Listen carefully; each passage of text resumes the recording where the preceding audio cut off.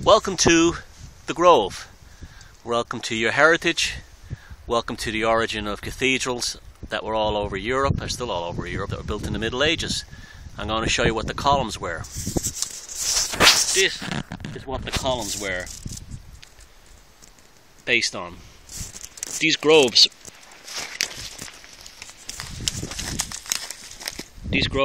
were where the Druids came to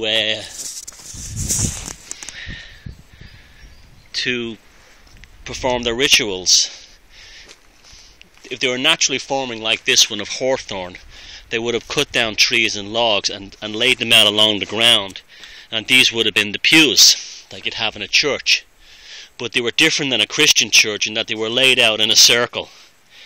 There was a different sense of hierarchy. The methodology was different. There was no high priest as such, and if he did, he stood in the center of the circle, not at the top of the stage.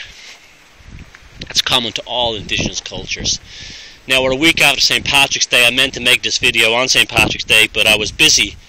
But you've all heard the story of St. Patrick and the serpents, and how he drove the snakes from Ireland.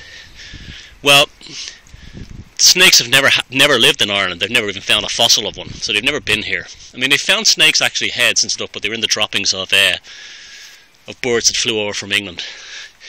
But the snake is a metaphor, and I've heard people say things like, well, the snake is it's a metaphor for the ancient wisdom, and it could be. It's a metaphor for female empowerment, and it could be. And people who know about me and my work would be inclined to think along the lines the serpent represents the psychopath.